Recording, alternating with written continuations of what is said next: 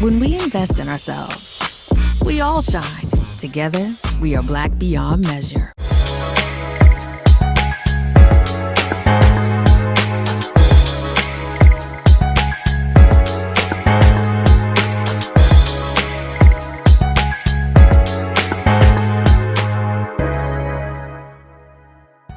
I'm Deborah Owens, America's Wealth Coach, and it's time to get wealthy.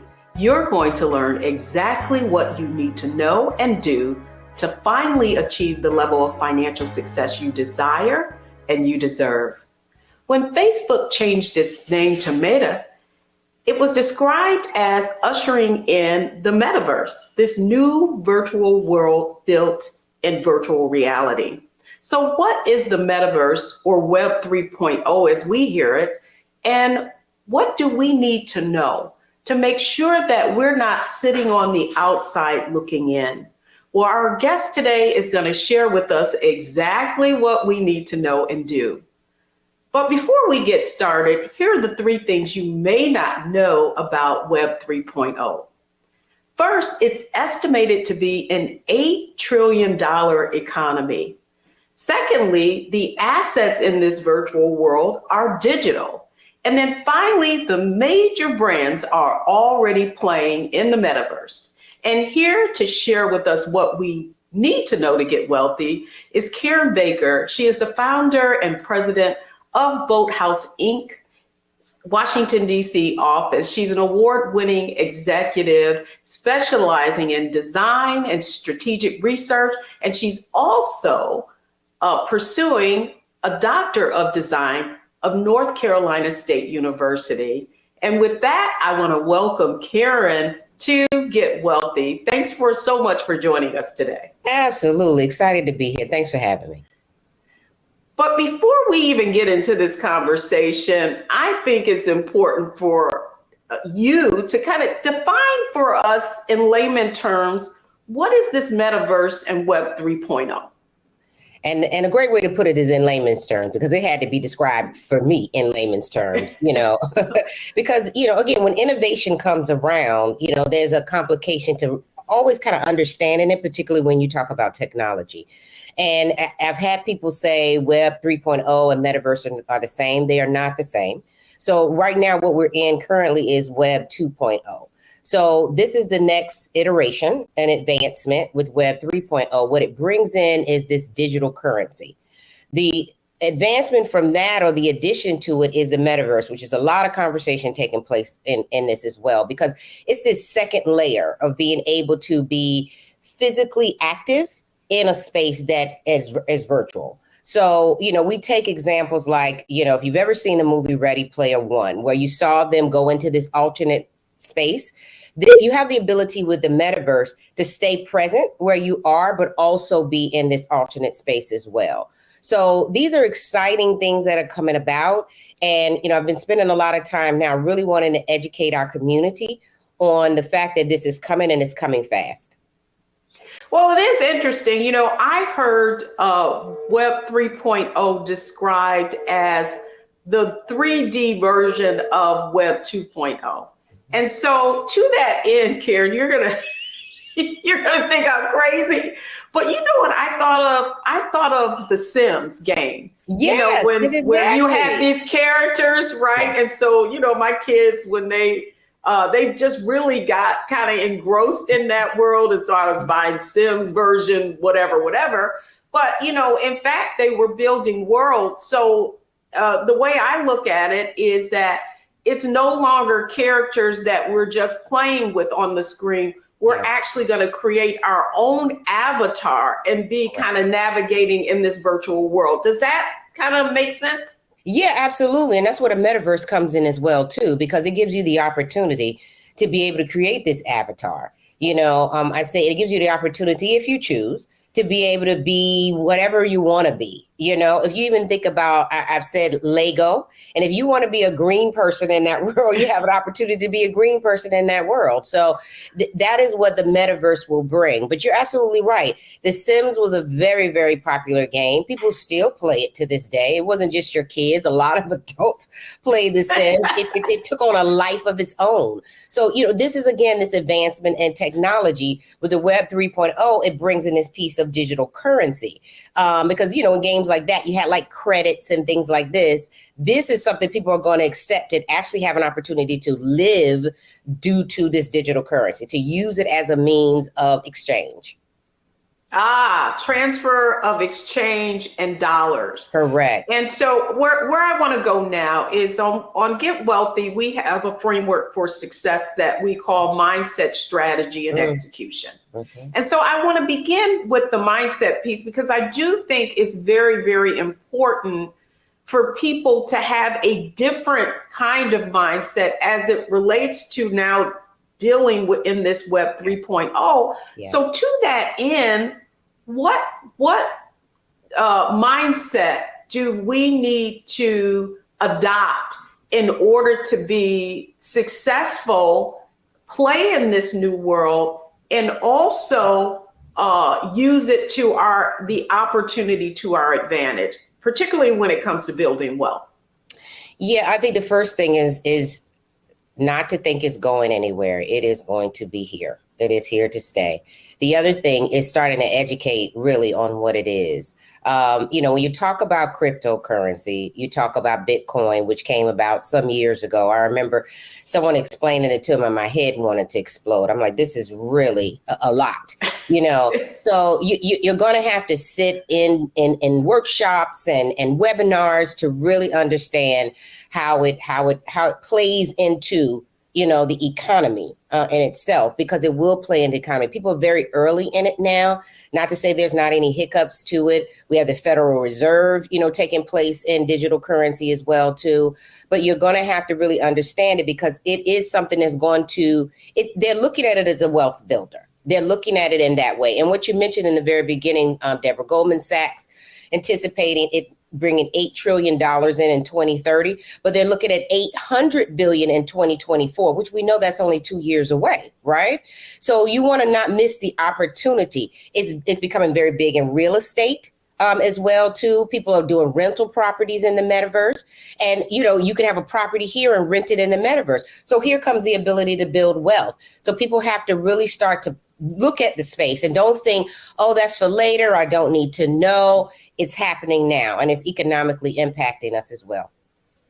Well, I'm so glad you said that. But what's really interesting, if you look at the stats, for example, and that's my next question to you around NFTs or non-fungible tokens and cryptocurrency. What we are seeing is that Black Americans are holding more of those assets as a percentage of their investments than other communities. Yeah. And we typically are early adopters and consume a lot of technology. And and from the statistics and the research that I did on Web 3.0, that is also occurring. But, again, it's just like the wealth gap in terms of investment assets, right? And these are going to be digital assets.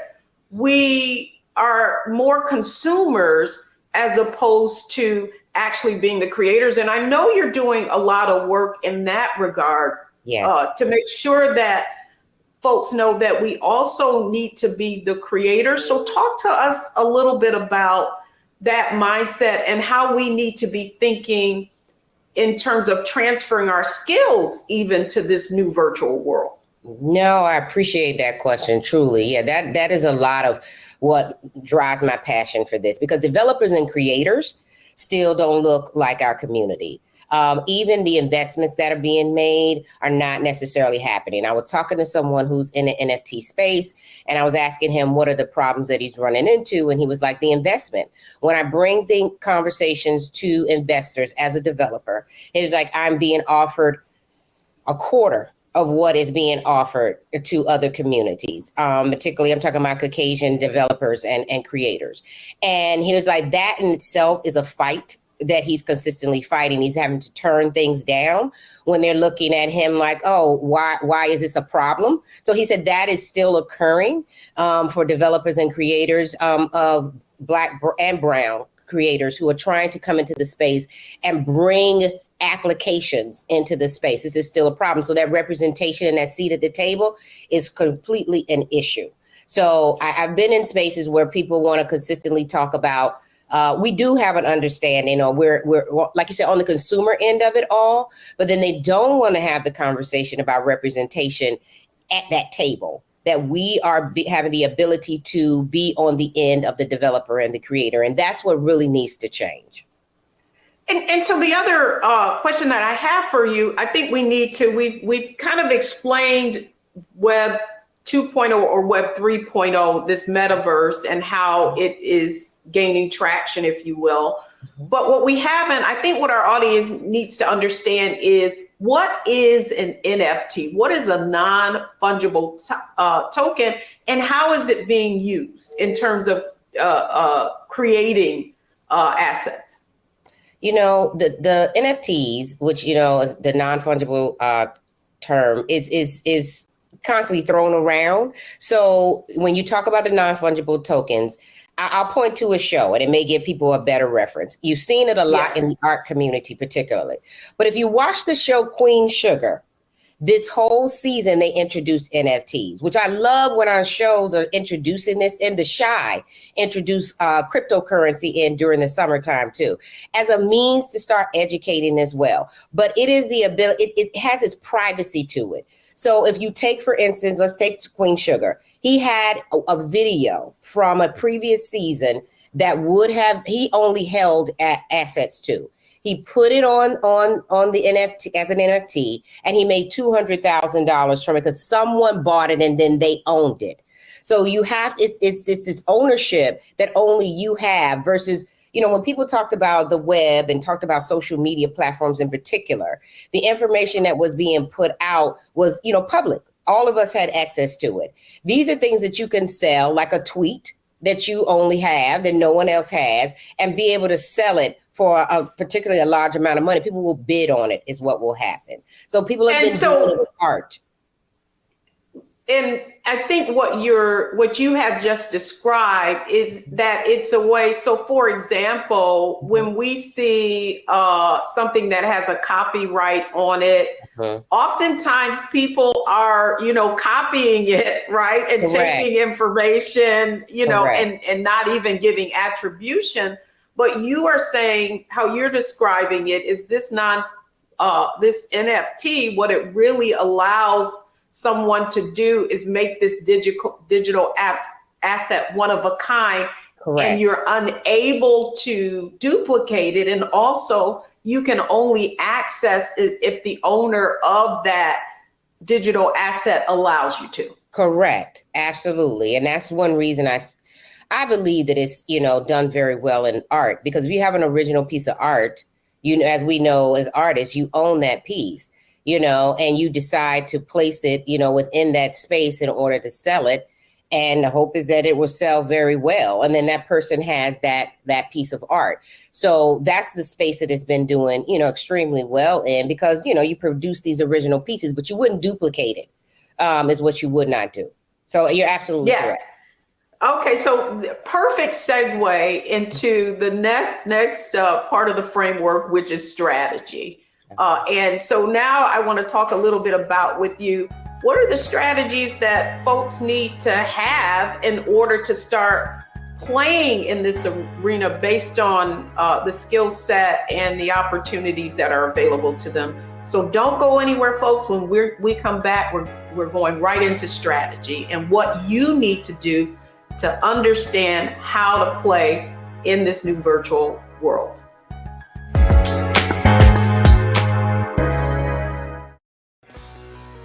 Let's be honest, as successful women, we're crushing it. Maxed out 401k and Roth IRA? Check. Aggressive savings and investments? Check. Yet, the freedom our success was supposed to buy can leave us stuck on the six-figure hamster wheel, watching retirement slip further down the road. There's another way. Get coaching courses and community at wealthyu.com. Know your rights before you vote. If you have any questions or a problem voting, call or text 1-866-OUR-VOTE. For more information, call or text 1-866-OUR-VOTE. I am Letitia Hill Gadet, owner of Ottendorf Laboratories. In America, our freedom of speech and the right to peacefully protest is a wonderful thing, but faith without works is dead. Will you take souls to the polls? If you don't vote, all of your activities were done in vain. I am an ordained minister, a presiding elder in the AME Zion Church, a wife, a mother. I am spending my time and my resources to encourage you to vote. Paid for by Ottendorf Laboratories. We've got to stand up. Republicans are banning abortion rights, tearing down democracy, blocking progress. But when Democrats stand together, we win. Because we voted, Democrats stood up for Black lives, voting to ban police chokeholds, stood up for Black women, putting one on the Supreme Court, stood up for our families, lowering cost of health care and prescriptions and capping insulin, and stood up for millions by slashing student debt. This November, let's stand up together and keep making progress. When we invest in ourselves, we're investing in what's next for all of us. Growing, creating, making moves that move us all forward. Together, we are Black beyond measure.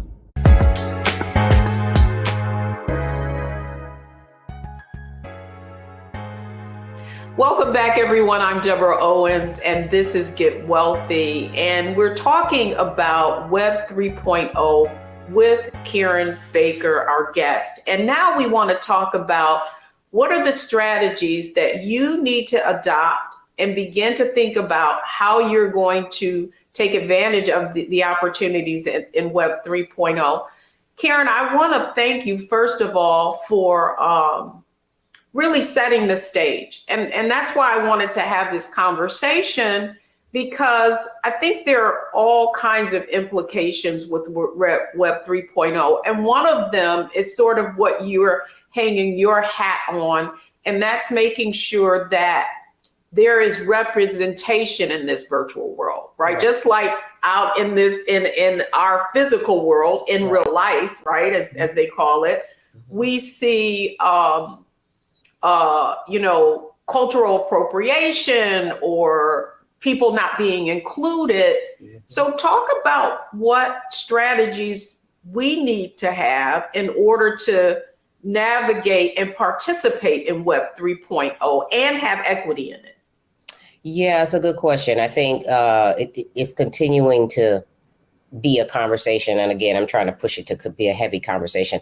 One of the things is, being able to, it's knowledge of the space, one. And so we talked about as well, too, education on what space you want to occupy. So whether you want to be on the developer and the creator end, which is what I'm encouraging to happen. And then it's looking at who's investing in that. We really need to push people to invest. So those who are in investment now, it would be great to strategically to start to support those who are not represented in the tech space, to start supporting them with the things that they're developing and they're creating that are going to be access to the metaverse. So what I'll do is I'll give credit to Meta because they have an immersive learning lab that they have created that they put $100 million into, that they're starting to take in applications for. But we have to make sure that we apply, that we start to be part. And if we don't, You know, if we turn around and are not being accepted, then we could be that call of action. Someone said to me, maybe we need a watchdog for the metaverse, and that may be the case, to make sure that we have the representation that we need. But we do need Black and brown investors to say, I'm going to put money behind, for me, that's a strong strategy, into those who are trying to develop applications and better ways to use NFTs, who are trying to create cryptocurrency wallets, that people can use that's the process you'll use in order to do the digital economy. So things like that, I think strategically are going to be helpful. Really understanding that we need to be clear, a seat at the table as this innovation, because it is truly an innovation, starts to move very quickly.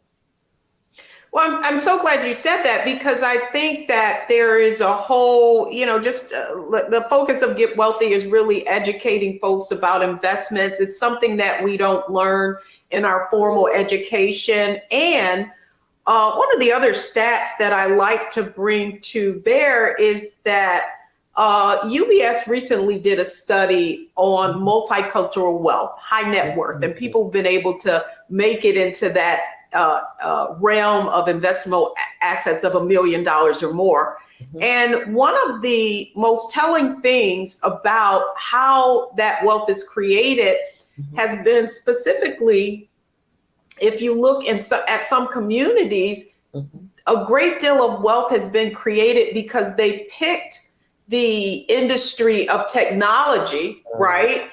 And so it came from their earnings. And so what we see is that in terms of the high paying careers even, right, that they are in tech. And so my question to you is, here's another opportunity that is what I believe another layer of complexity, right? Correct. And getting accessibility to be hired, right, in that world to build things, as we're talking about. So what, in your opinion, based on the knowledge that you have, do people need to be doing to transfer their existing skills into that world, and also bring the next generation in so that they are developers of the asset and own the asset as opposed to just consumers? Yeah, that's a great question, Deborah. I think that, this is probably where some of our institutions are going to come in, of being able to invite these conversations into schools of engineering, where we know technology ends up being housed, computer science, bringing in opportunities like this, coming into our institutions where we have metaverse labs, because again, it's going to happen. So again, economically, if you just look at the numbers, there's no way we live in the United States of America, they're going to allow $8 trillion to just float away. So we have to be prepared. So I think higher education institutions are going to be a part of the training that needs to happen to be able to have our young people be part of this very early on. And also, one thing I'm a believer in is vocational training is going to be great. So, opportunities for maybe even Microsoft, not just a Meta, to be able to have some type of cohort that allows people to take part in that, who not necessarily wants to go straight to a higher education, but has the skills to be able to pick up through a certification, is what I'm trying to say. So I think. Well, yeah. Go ahead. No, go ahead and finish, Karen, because I'm really glad you double clicked on that. Yeah, certification is going to be key. I've been in higher education for 16 years, and I've taught certification programs which advance a person's career where they are now. So that is going to be a key. So if you're already in technology, and maybe you're in one area of it, and this is starting to happen, we need certifications in it as well that are going to allow people to be able to learn and then bounce right into this career.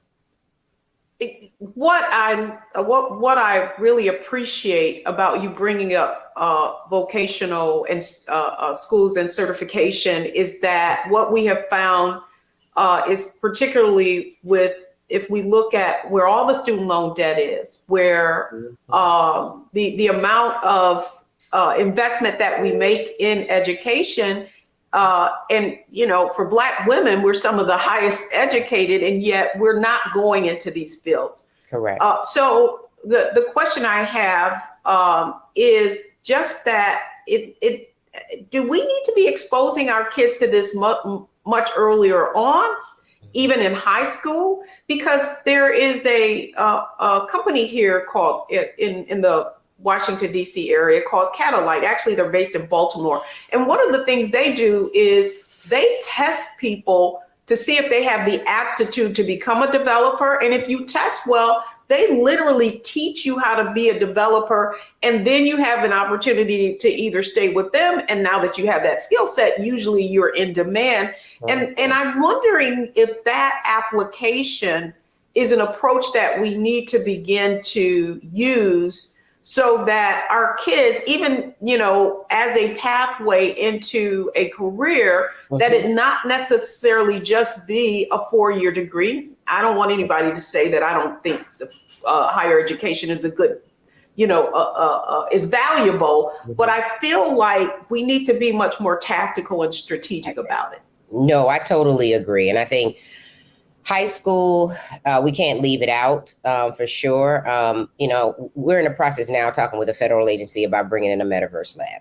And one thing that they want to do is HBCUs, but I mentioned to them, what about high school students, like juniors and seniors in high school, and how can we start to introduce that? So one thing that's part of the Metaverse is Roblox. And if you have a young person in your life who gets on gaming, they know about Roblox. Even at 13, 12 years old. So because Roblox is a part of the metaverse, why not start to introduce it to them now?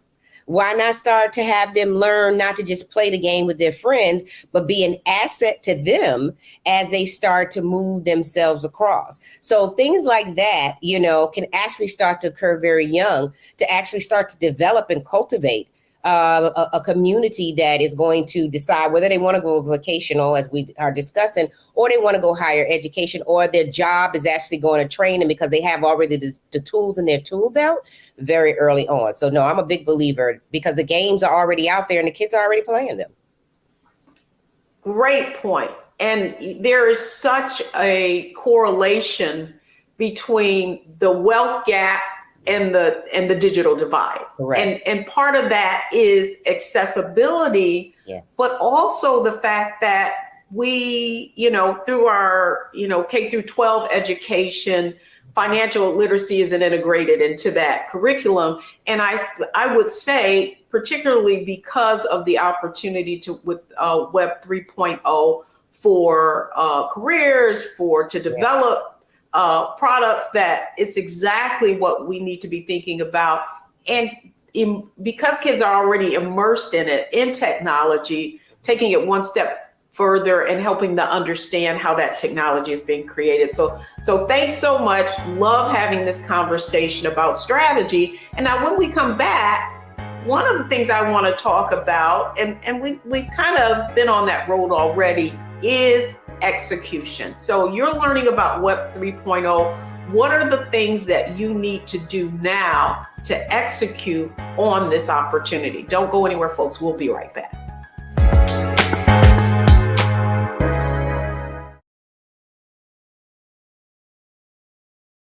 I am Letitia Hill Gadet, owner of Adendorf Laboratories. In America, our freedom of speech and the right to peacefully protest is a wonderful thing, but faith without works is dead. Will you take souls to the polls? If you don't vote, all of your activities were done in vain. I am an ordained minister, a presiding elder in the AME Zion Church, a wife, a mother. I am spending my time and my resources to encourage you to vote. Paid for by Adendorf Laboratories. We've got to stand up. Republicans are banning abortion rights, tearing down democracy, blocking progress. But when Democrats stand together, we win. Because we voted, Democrats stood up for Black lives, voting to ban police chokeholds, stood up for Black women, putting one on the Supreme Court, stood up for our families, lowering cost of health care and prescriptions and capping insulin, and stood up for millions by slashing student debt. This November, let's stand up together and keep making progress. It's time to know your rights. If someone is questioning your right to vote, call or text 1-866-OUR-VOTE. For more information, call or text 1-866-OUR-VOTE. When we invest in ourselves, we all shine. Together, we are Black beyond measure.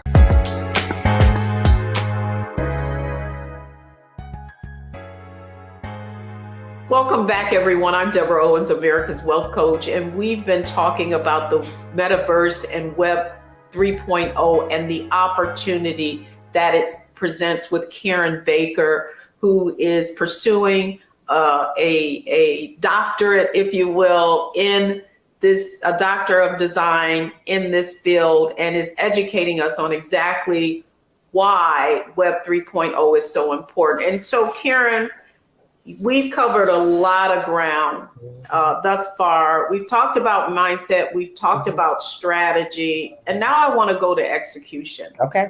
And I believe that the execution part of it, the point that you made earlier, is about crypto and non-fungible tokens and why it's so important that we educate ourselves around the digital assets and digital currency. So what advice would you give to our audience about becoming engaged and executing in the metaverse right now? What are the things that they need to do in order to play?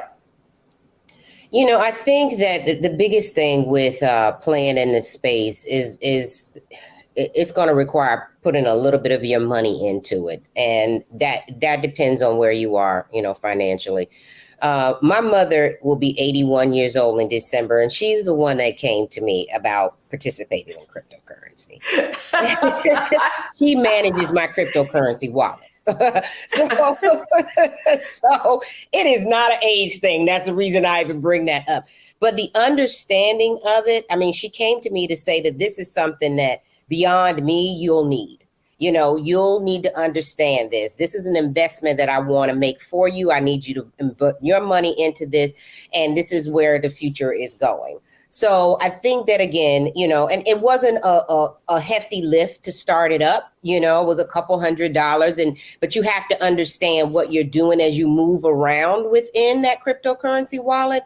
You know, so constantly being educated in that, sitting on, like I said before, sitting on webinars, sitting with people who really understand it and know it.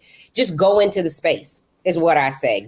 That's the best way to execute it, is to go into the space. When it comes to NFTs, you know, that is a place where I think technology becomes a bit of a heavier understanding, because you do have to have something that you know that is going to have a level of value, I would say, to be able to play in that space. And like I said, art is very big in it. So I think there's certain people playing in that space. But when it comes to cryptocurrency, Bitcoin, you know, looking at things like that, I think that people can start there and actually start to move into the space through that. I think those are the best ways of execution.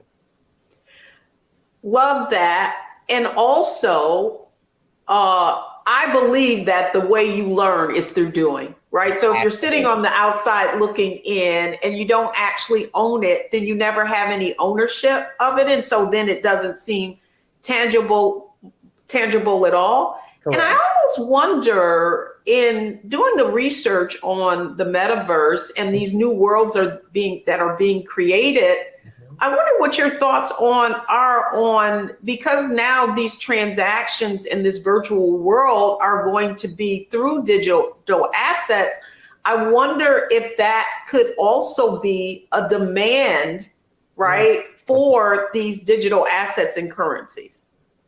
Yeah, I think that it will. I think, you know, it's like, you know, playing on Wall Street, you know, where you're going to have to just kind of watch it and see what actually starts to trend, I guess you would say. Even when I was reading the Federal Reserve article yesterday to see, you know, what was coming out of it and where the percentages were going and things like that, you know, that's the type of information you'll have to start to kind of understand. And it's a place I'm learning and understanding, because before, you know, living in this space of economics and finance, you shy away from it. You know, and that's one reason I think we sometimes get left out of the conversation, because either we're not invited in or we don't understand the terminology, which makes it so that we're not comfortable. So I think pushing through those barriers, even within and the barriers without, are going to be key as well, too, to make sure that we're in the room listening and understanding and being able to use it to our benefit.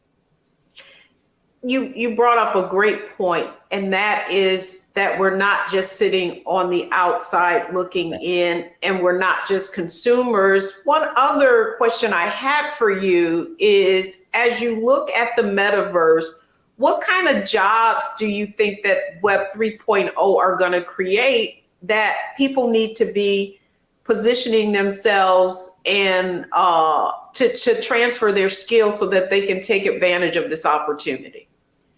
One area I've been pushing a lot, and this has to do with my doctorate, the designers. You know, who's going to design what this application looks like and who's in this application is going to be big. Designers hold a lot of power in what they do. It's not just a developer as well, too, because the developer is on the application and software end of it all. And sometimes they design as well, too.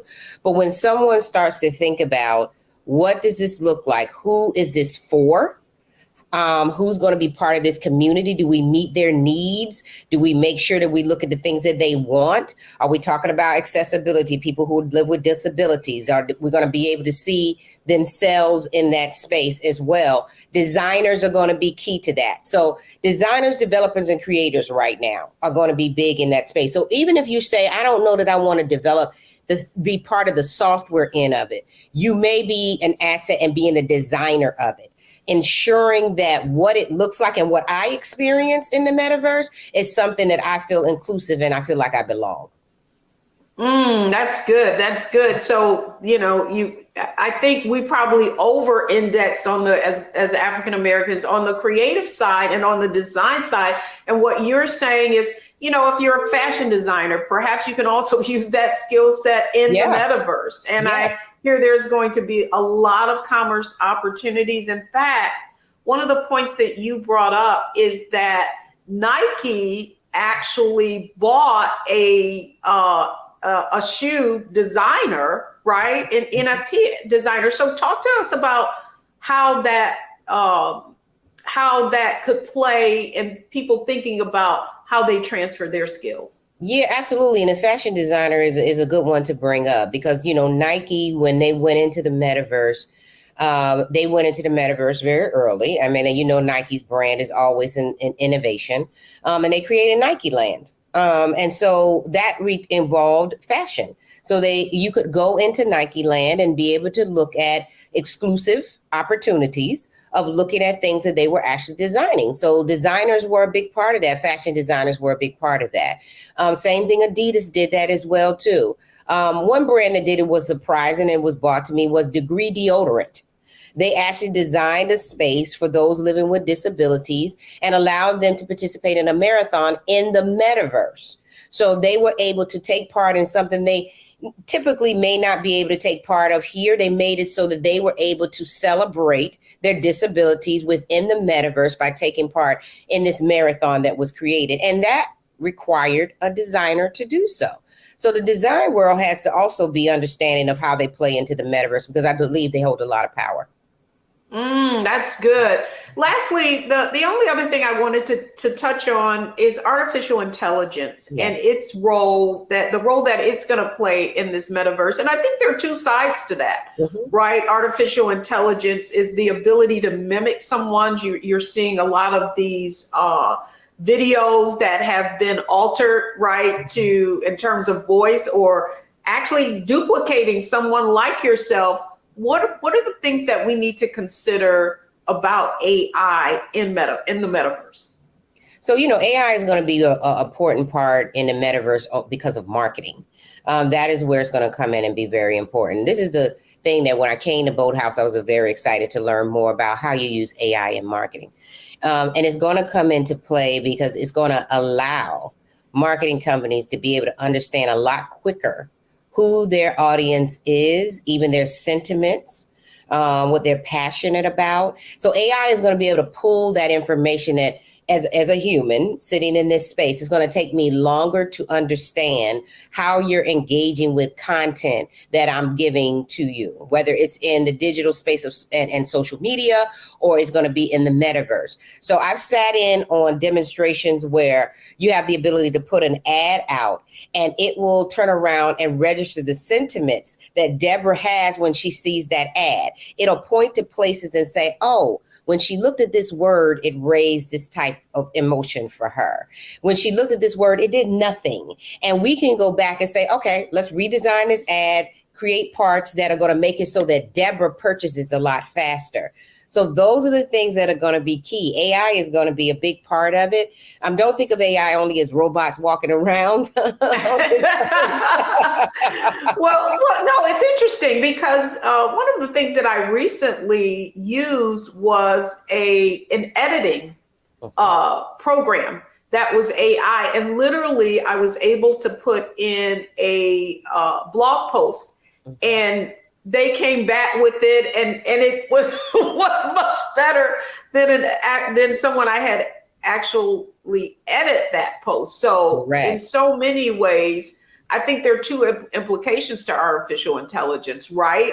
It is going to make some of the existing careers, particularly around kind of technical administrative tasks, it's going to take that away, and that we need to be thinking about those implications and what we need to stay relevant. So this has been a great conversation and a great primer on the metaverse, Karen. And when we come back, I want to go through, you could consider it our lightning round, analyze, optimize, maximize, based on the conversation that we have had in these different areas, mindset, strategy, execution.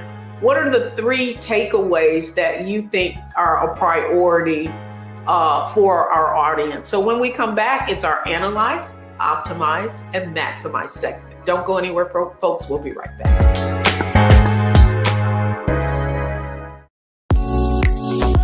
Exercise your right to vote. If the lines are long or you're getting turned away, call or text 1-866-OUR-VOTE. For more information, call or text 1-866-OUR-VOTE.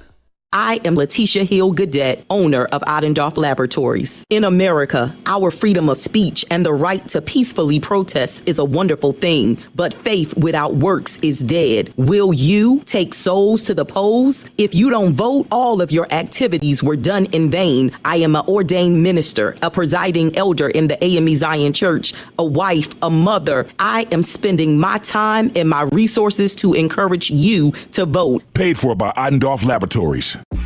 When we invest in ourselves, we're investing in what's next for all of us. Growing, creating, making moves that move us all forward. Together, we are Black beyond measure. We've got to stand up. Republicans are banning abortion rights, tearing down democracy, blocking progress. But when Democrats stand together, we win. Because we voted, Democrats stood up for Black lives, voting to ban police chokeholds, stood up for Black women, putting one on the Supreme Court, stood up for our families, lowering cost of health care and prescriptions and capping insulin, and stood up for millions by slashing student debt. This November, let's stand up together and keep making progress.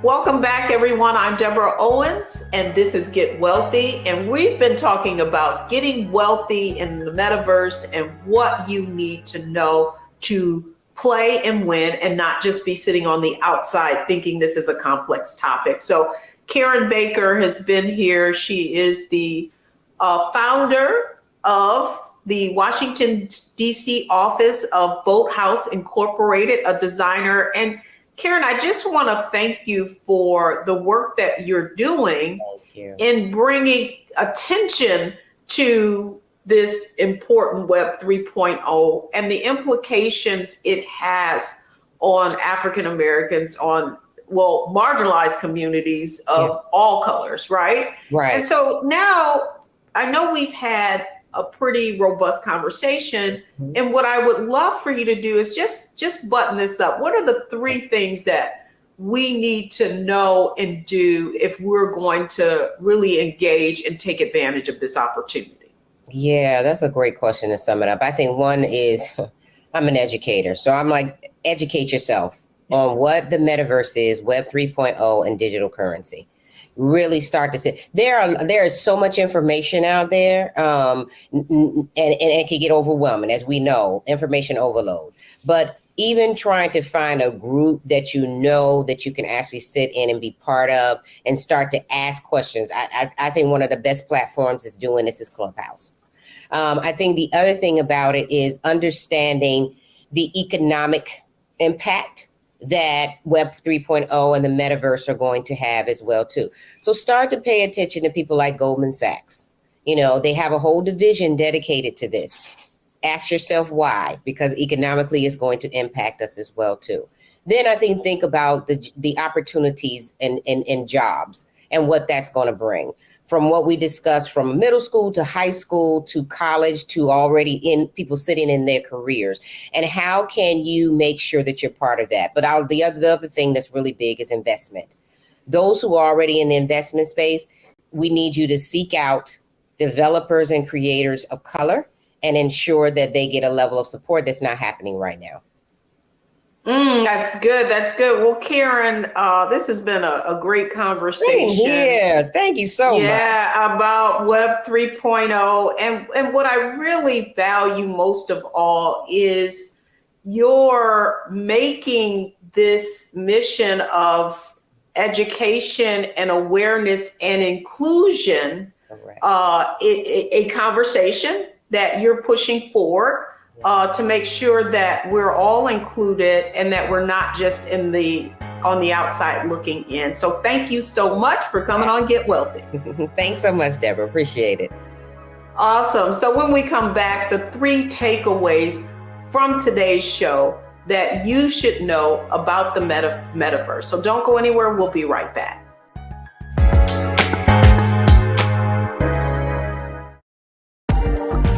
Know your voting rights. If you are unsure where to vote or don't know if your polling location has changed, call or text 1-866-OUR-VOTE. For more information, call or text 1-866-OUR-VOTE. When we invest in ourselves, we all shine. Together, we are Black beyond measure. We've got to stand up. Republicans are banning abortion rights, tearing down democracy, blocking progress. But when Democrats stand together, we win. Because we voted, Democrats stood up for Black lives, voting to ban police chokeholds, stood up for Black women, putting one on the Supreme Court, stood up for our families, lowering cost of health care and prescriptions and capping insulin, and stood up for millions by slashing student debt. This November, let's stand up together and keep making progress.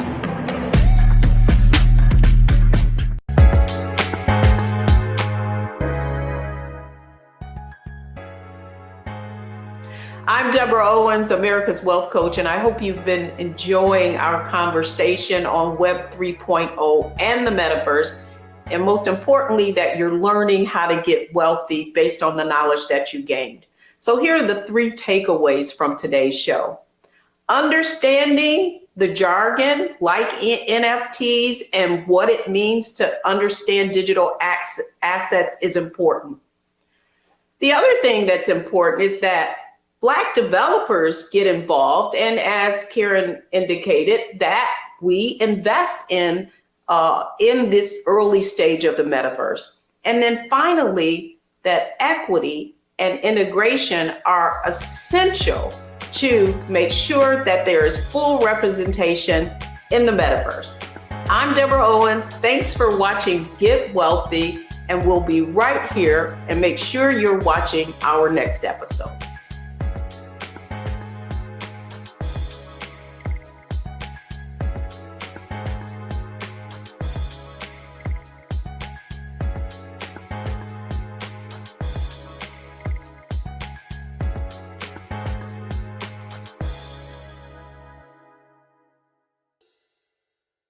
When we invest in ourselves, we all shine. Together, we are Black beyond measure. When you talk about Blackness and what happens in Black culture, we're about covering these things that matter to us, speaking to our issues and concerns. This is a genuine people-powered movement. There's a lot of stuff that we're not getting. You get it, and you spread the word. We wish to plead our own cause. Too long have others spoken for us. We cannot tell our own story if we can't pay for it. This is about covering us. Invest in Black-owned media. Your dollars matter. We don't have to keep asking them to cover our stuff. So please support us in what we do, folks. We want to hit 2,000 people, $50 this month, raise $100,000. We're behind 100,000, so we want to hit that. Y'all money makes this possible. Checks and money orders go to P.O. Box 57196, Washington, D.C. 20037-0196. The Cash App is $RM Unfiltered. PayPal is R Martin Unfiltered. Venmo is RM Unfiltered. Zelle is Roland@RolandSMartin.com.